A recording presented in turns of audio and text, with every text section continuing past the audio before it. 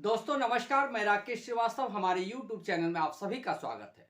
सोनम रघुवंशी आखिरकार पुलिस के हाथ चढ़ गई। कथित तौर पे उसके प्रेमी राज कुशवाहा को भी पुलिस ने गिरफ्तार कर लिया और उन 3 शूटर्स को भी पुलिस ने गिरफ्तार कर लिया, जिसके बारे में कहा जा रहा है कि उसे सोनम रघुवंशी ने हायर किया था। तो इस तरह से ये पूरा मामला साफ साफ नजर आ रहा है कि सोनम रघुवंशी और राज कुशवाहा जो आपस में प्रेमी प्रेमिका बताए जा रहे हैं, इन्होंने 3 शूटर्स को हायर किया और इस घटना को अंजाम दिया, जिसकी वजह से राजा की मौत हो गई। राजा अब इस दुनिया में नहीं है जो बता पाए कि आखिर सच क्या था। पुलिस जो पूछताछ कर रही है, सोनम रघुवंशी जो बयान दे रही है या राज कुशवाहा जो बयान दे रहे हैं, उसके आधार पर पुलिस ने एक थ्योरी पेश कर दी है कि इस पूरे हत्याकांड में सोनम रघुवंशी और राज कुशवाहा मास्टरमाइंड है। तो क्या ये सिर्फ राज कुशवाहा और सोनम रघुवंशी का कांड है, जो रहते तो इंदौर में है और उन्होंने शिलोंग में जाकर हत्याकांड को अंजाम दिया। राज कुशवाहा मात्र 20 साल का लड़का है, जबकि सोनम रघुवंशी भी एक मिडिल क्लास फैमिली से आती है। तो ये मामला जितना सीधा साधा नजर आ रहा है, क्या ये मामला उतना ही सीधा साधा है? आखिर इन 3 कॉन्ट्रैक्टर से जो ठेके पे या सुपारी लेकर जो हत्या करते हैं, उनसे किसने कांटेक्ट किया था? आखिर ये पैसे कहां से दिए गए और कितने दिए गए? कई सवाल है जिसके जवाब अब तक सामने नहीं आए। इसी बीच एक और नाम की एंट्री हो गई है इस पूरे हत्याकांड में। नाम है जितेंद्र रघुवंशी और कहा जा रहा है कि उसके बैंक अकाउंट से 4-5 ऐसे बड़े ट्रांजैक्शन हुए हैं जिसमें लाखों का आना जाना हुआ है। इसके अलावा राज कुशवाहा के अकाउंट में 50,000 रुपये किसी कारोबारी ने हवाला के जरिए पैसे ट्रांसफर किए। तो क्या यह सीधा सीधा प्रेम का मामला है और प्रेम में बाधा बनने की वजह से राजा रघुवंशी की हत्या कर दी गई? अगर राजा से शादी नहीं करनी थी तो सोनम घर में साफ तौर पे मना कर सकती थी। वो राज के साथ शहर छोड़कर दूसरी जगह भाग सकती थी और अपना घर बसा सकती थी। लेकिन इस पूरे हत्याकांड को अंजाम देने के लिए एक महिला शादी करती है और शादी करने के बाद हनीमून के लिए प्लान करके वहां हत्याकांड को अंजाम दिया जाता है। ये बात पचता नहीं है।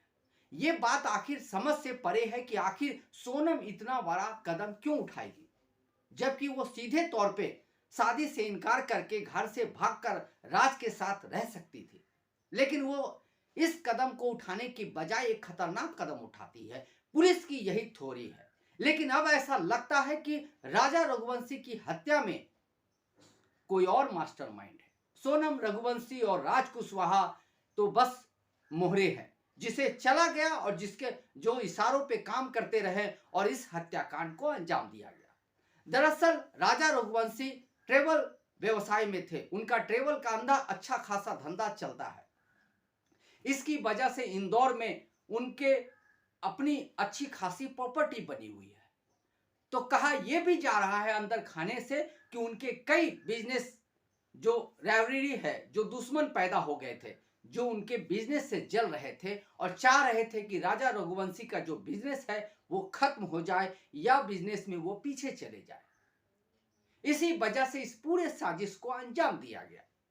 पुलिस की जो थ्योरी है उस पर विश्वास करना इसलिए मुश्किल हो रहा है क्योंकि मात्र 20 साल का लड़का इतनी बड़ी प्लानिंग कैसे कर सकता है, वो भी सिर्फ इंदौर में बैठकर। वो शिलोंग भी नहीं गया, मेघालय भी कभी नहीं गया। उसने कैसे सुपारी किलर्स को ढूंढ निकाला, आखिर उसको कहां से पैसे आए, जबकि वो खुद सोनम के जो प्लाईवुड का जो कारखाना है उसमें वो काम करता था। उसके पास पैसे की इतनी आवक नहीं थी।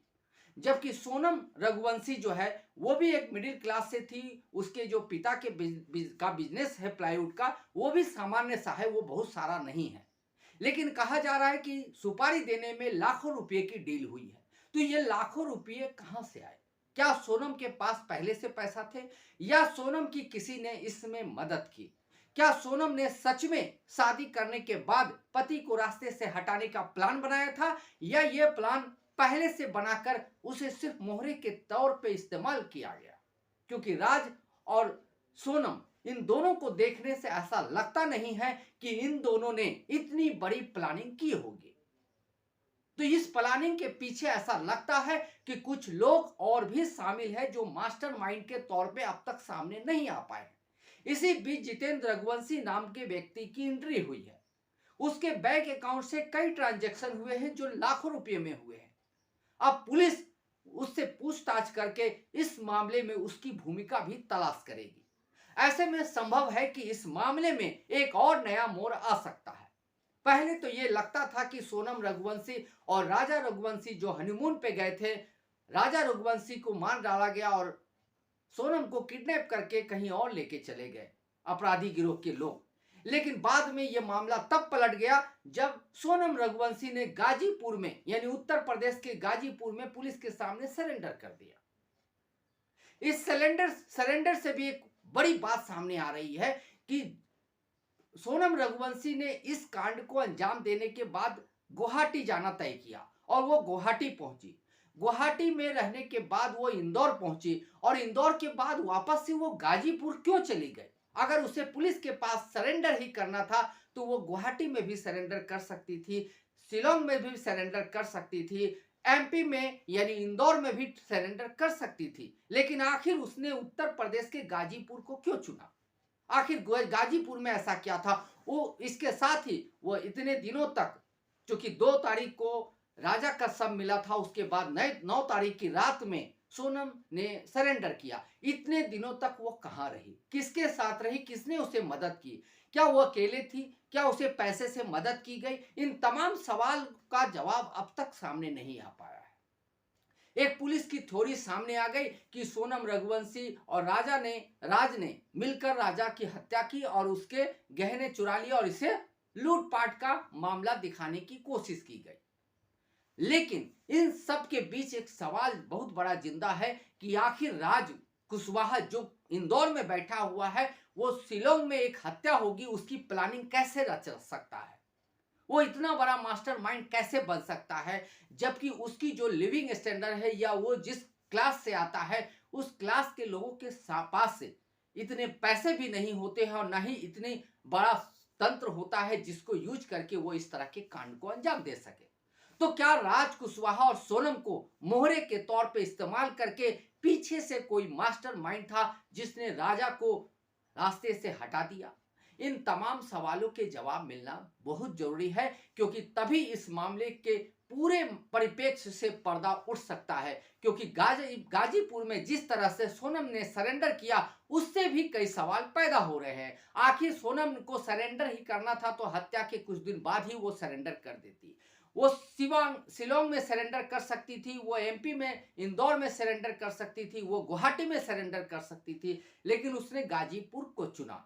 और गाजीपुर में सरेंडर करने से पहले उसने अपने घर वालों से फोन पे बात की। आखिर इस पूरे मामले में सच क्या है वो जानना बेहद जरूरी है क्योंकि अब तक जो थ्योरी सामने आई है वो सिर्फ पुलिस द्वारा पूछताछ के बाद जो बातें सामने निकलकर सामने आई है उसी के आधार पर बताई जा रही है। राज कुशवाहा की मां का कहना है कि उसका बेटा सिर्फ 20 साल का है और वो इस तरह के हत्याकांड को अंजाम नहीं दे सकता है।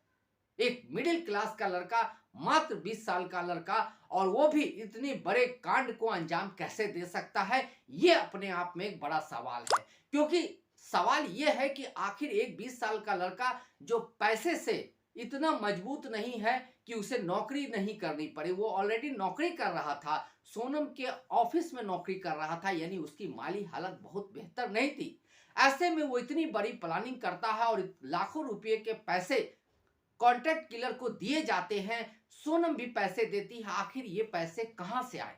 क्या सोनम ने पैसे दिए या राज ने पैसे की व्यवस्था की? आखिर राज के अकाउंट में 50,000 रुपये कहां से आए? किस हवाला कारोबारी ने उसके अकाउंट में पैसे ट्रांसफर किए? और जितेंद्र रघुवंशी जिसके 4 बैंक अकाउंट से बड़े ट्रांजैक्शन नजर आ रहे हैं, आखिर वो कौन है? उसका सोनम रघुवंशी से क्या कनेक्शन है? इन तमाम सवालों का जब तक जवाब नहीं आता है, इस हनीमून ऑपरेशन की जो सच है, जो असली आप कह सकते हैं कि असली जो सच है वो आना अभी बाकी है। अभी तक जो बातें हो रही है वो सिर्फ हवाई नजर आ रही है क्योंकि इस पूरे कड़ी को अगर आप जोड़ के देखेंगे तो आपको ऐसा कई जगह लगेगा जिसमें बड़े लीकेज है। आखिर सोनम रघुवंशी को हत्या ही करनी थी तो वो शिलोंग जैसी जगह को क्यों चुनेगी, जबकि राजा रघुवंशी के साथ सोनम रघुवंशी पहली बार शिलोंग गई थी। उसके अलावा ये कॉन्ट्रैक्ट किलर कहां से मिले, आखिर इससे किन्होंने संपर्क किया, कैसे डील फिक्स हुई, क्या राज कुशवाहा इतनी बड़ी जानकारी रखता था या इतने पैसे उसके पास थे कि वो कॉन्ट्रैक्ट किलर से कांटेक्ट करके इस पूरे डील को अंजाम दे सकता था। और उसके अलावा एक बात और जब बेहद महत्वपूर्ण है कि जो कॉन्ट्रैक्ट किलर थे और जब राजा और सोनम उनके साथ थी, जब राजा की मौत हो जाती है तो क्या कॉन्ट्रैक्ट किलर सोनम को ऐसे ही छोड़ देते? क्या सोनम को ऐसे ही छोड़ दिया गया या सोनम इस और के अलावा कॉन्ट्रैक्ट किलर ये सारे लोग मोहरे थे और मास्टरमाइंड कोई और था? इन तमाम सवालों के जवाब जब तक नहीं मिलेंगे तब तक सोनम रघुवंशी का असली सच सामने आना बेहद मुश्किल है। आज के लिए बस इतना ही। अगर आप हमारे श्रोता हैं तो आप हमें जरूर लाइक और सब्सक्राइब करें। तब तक के लिए नमस्कार।